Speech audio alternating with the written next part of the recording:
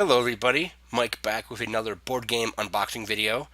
A while ago on Kickstarter, I backed Walk on Fire. I just got the game in the mail today, and in the envelope were also these spatula cards,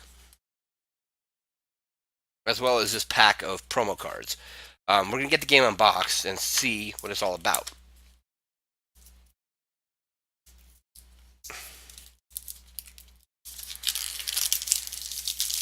Pull this, so here's the box. Walk on Fire from Green Couch Games. It's a fairly quite packed box, so it's going to be kind of difficult to get it out. There we go.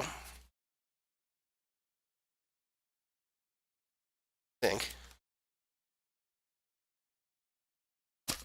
All right. There we go. So we have just inside, we have the rules to the game. Looks like a fairly simple game, so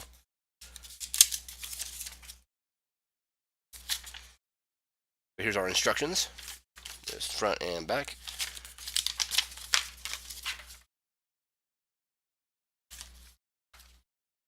And we have our deck of cards. So turn sequence is you stir fry twice, you pick up twice, and you chop twice. And then there's different meats. So let me just see how these cards are going to open these pack of cards. I'm just going to go through them really quickly.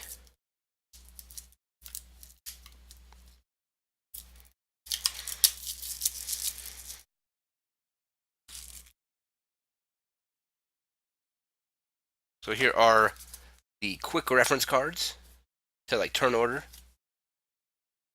Those also show you on the back all the scoring. That's the back, I think, of each one. So there's broccoli, mushroom, onion, green pepper. There's condiments. There's chili pepper and garlics. And then on the other side for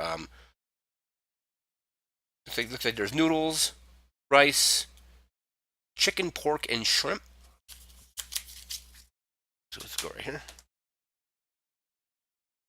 We have the 4 spatula cards, smaller versions of those.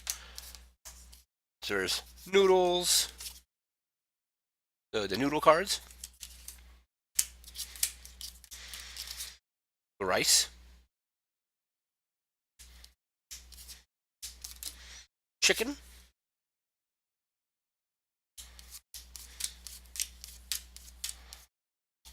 there's pork,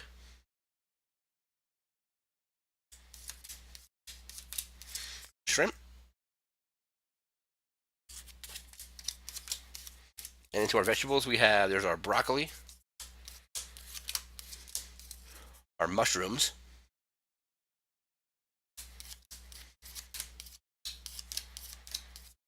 onions,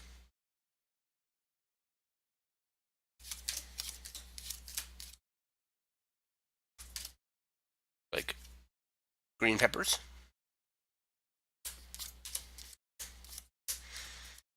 like chili peppers, and finally the garlic.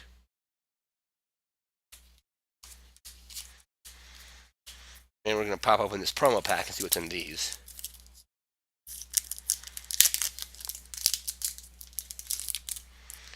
This is promo card setup. Shuffle the promo cards into the main ingredient deck and follow the setup steps for the standard game. So this looks like this adds snap peas and beef.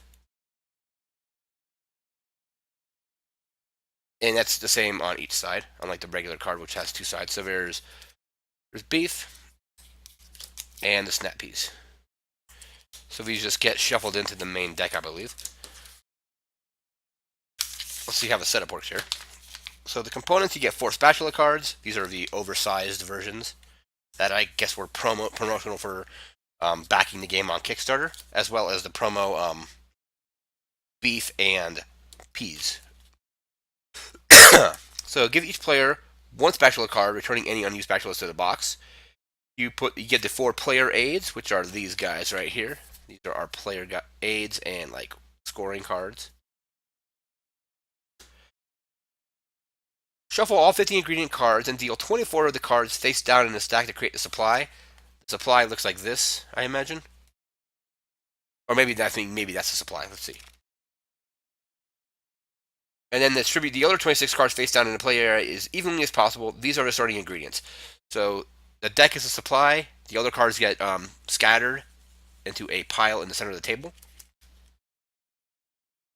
Determine the starting player. Player has the most recently used a spatula, perhaps, is how it says here. So first step is stir fry. Second step is pick up ingredients, and third step is chop. So to stir fry, you perform 2 separate stir fry actions using your spatula to flip over any ingredient cards. To do so, lightly push your spatula underneath one or more ingredients and then flip them over.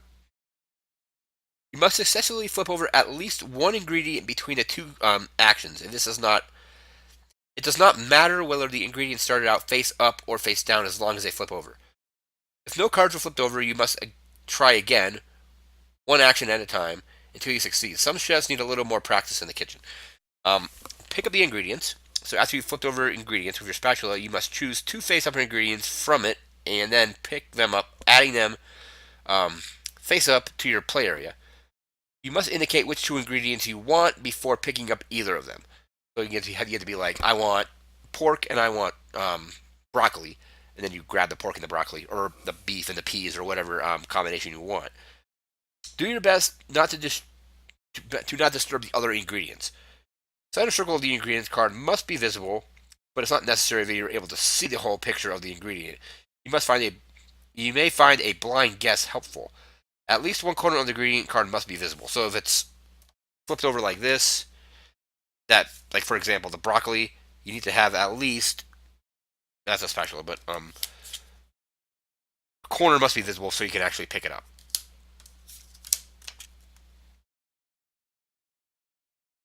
Must be visible. Ingredients that are falling out of the wok may not be chosen except for green peppers, and then see the ingredients. So, and then it has these examples. So let me try to bring this closer in. That's a good example. That is okay to pick that pepper, for example. It's okay to pick that pepper. I think these are all peppers. Or whatever that ingredient is, the one that's underneath. Still a good pick. No corners visible means it cannot be taken. And that's outside of the wok. So these 2 you cannot pick. You can pick this or this. Then you flip over. And then the third step is chop. So if there are ingredients remaining in the supply, take 2 ingredients from the top of the pile of the stack of cards, and you chop them into the hand. So basically you have the pile and you slide the cards off like that into the play area.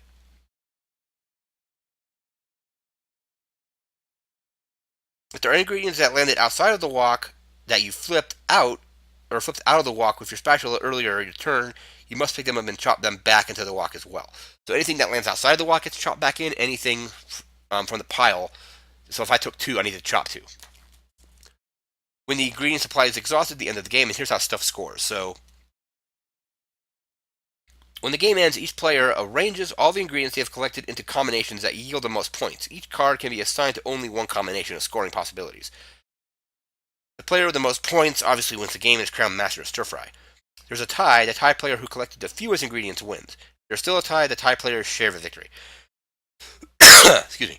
And then here's all the ingredients. So chicken is 2 points each. When picking up ingredients, you must pick up all viable chicken cards at once as one single pickup action.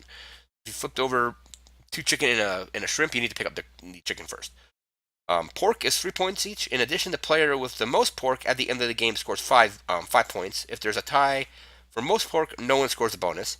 Shrimp are worth 4 points each. Broccoli is worth 5 points each. In addition, the player with the most broccoli loses 10 points. If there is a tie for most broccoli, no one loses points. Green peppers are -5 each. If any green peppers are available when you pick up ingredients, you must always pick them up first, even if they happen to fall out of the wok. The first time you pick up a green pepper on a turn, you immediately perform 1 additional stir-fry action, then pick another face-up ingredient. So it allows you to flip more cards, but then you're losing points if you have, they're -5 points each. Mushrooms are worth 18 points for each set of 3 mushrooms. So If you have 3 mushroom cards, that's 18 points.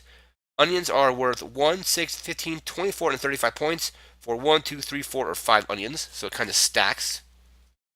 So the more onions you have, the more valuable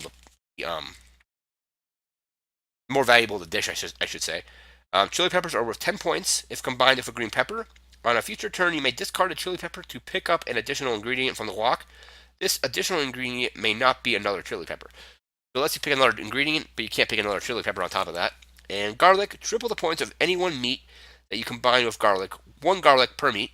The first time you pick up garlic on your turn, you immediately perform 1 additional stir fry, and then pick up another face-up ingredient, if any, and give it to an opponent. So you do another action, but you give them your opponent an ingredient. So you might want to be giving your opponents green peppers, because green peppers score you negative points.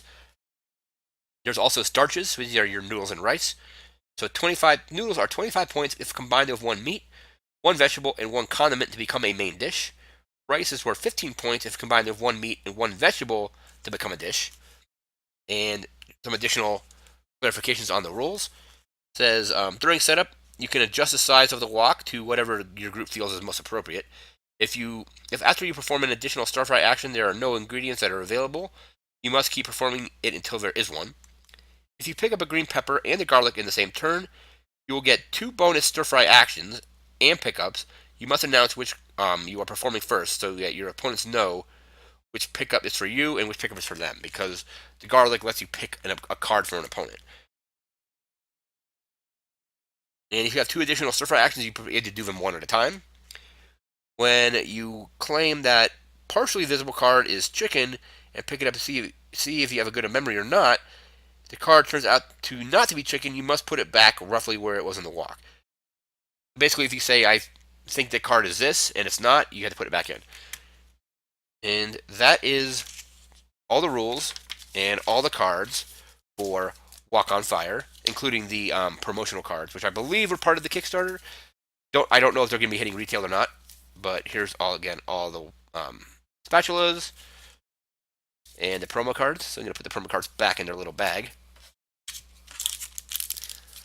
And a little bit later, I'm going to be doing a small, maybe like 1 or 2 turn sample game. So be sure to check that out as well. And I want to thank you for watching this board game video. Remember to like, comment, and subscribe, and we'll see you next time. Take care.